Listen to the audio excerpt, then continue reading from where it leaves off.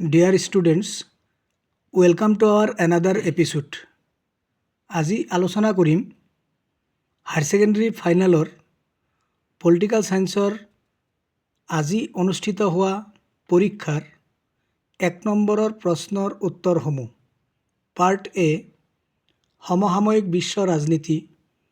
1 number প্ৰশ্নৰ এ number, Bharat আছিয়ানৰ সদস্য ৰাষ্ট্ৰ হয় নে নহয় লিখা। শুদ্ধ উত্তৰটো হ'ব নহয়। বি নম্বৰ, নিৰাপত্তা পৰিষদত ভেটো ক্ষমতা কোনে প্ৰয়োগ কৰিব পাৰে। উত্তৰটো হ'ব ৰাষ্ট্ৰসংঘৰ নিৰাপত্তা পৰিষদৰ স্থায়ী সদস্য ৰাষ্ট্ৰবোৰে। চি নম্বৰ, ছোভিয়েট ইউনিয়নৰ উত্তৰাধিকাৰী ৰাষ্ট্ৰ কোনখন। উত্তৰটো হ'ব ৰাছিয়া। ডি নম্বৰ, তৃতীয় বিকল্প শক্তিৰ কেন্দ্ৰস্থল বুলি কোনখন দেশক কোৱা হয়। উত্তৰটো হ'ব চাইনা। ই নম্বৰ, চফ্টাৰ সম্পূৰ্ণ ৰূপটো লিখা। উত্তৰটো হ'ব south Asian free trade agreement. F number, কোন তাৰিখে ৰাষ্ট্ৰসংঘ দিৱস উদযাপন কৰা হয়। উত্তৰটো হ'ব 24 অক্টোবৰ। জি নম্বৰ, হয় অথবা নহয় লিখা। প্ৰযুক্তিবিদ্যা বিশ্বায়নৰ এটি গুৰুত্বপূৰ্ণ কাৰক। উত্তৰটো হ'ব হয়। 23 নম্বৰ, গ্ৰীণ হাউচ গেছ কি বা সেউজ গৃহ গেছ কি। উত্তৰটো হ'ব বিশ্বৰ উদ্যোগসমূহৰ পৰা নিৰ্গমন হোৱা কাৰ্বন ডাই অক্সাইড, মিথেন, হাইড্ৰফ্লুৰ'কাৰ্বন আদি গেছক বুজায়।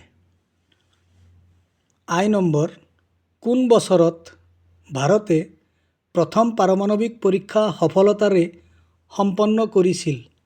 উত্তৰটো হ'ব 1974।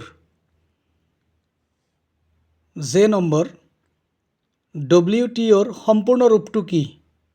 উত্তৰটো হ'ব ৱৰ্ল্ড ট্ৰেড অৰ্গেনাইজেশ্যন। এতিয়া আমি আলোচনা কৰিম পাৰ্ট বি, স্বাধীনোত্তৰ ভাৰতৰ ৰাজনীতি। Question number 5।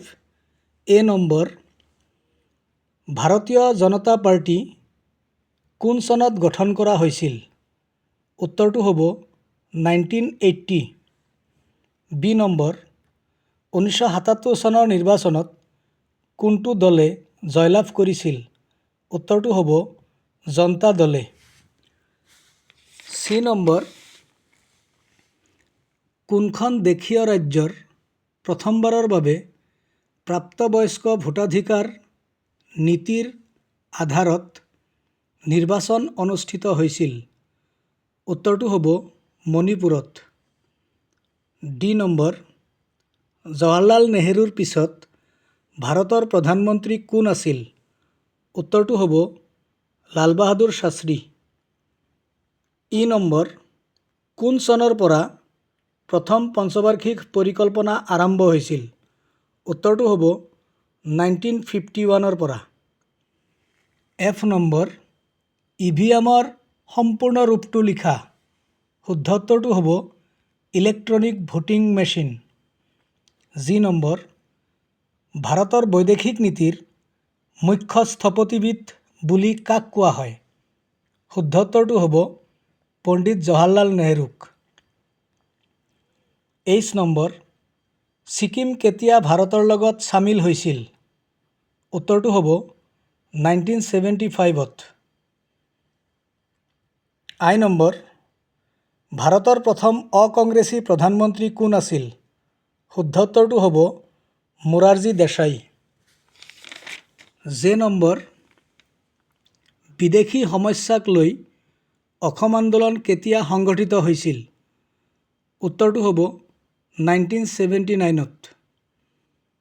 মৰমৰ ছাত্ৰ ছাত্ৰীসকল, নেক্সট ভিডিঅ'ত আমি বাকী 2 নম্বৰ 4 নম্বৰ এই প্ৰশ্নসমূহৰ উত্তৰ আলোচনা কৰিম।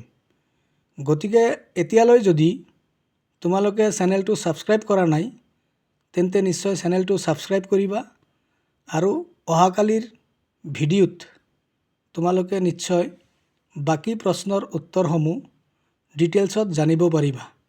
ধন্যবাদ।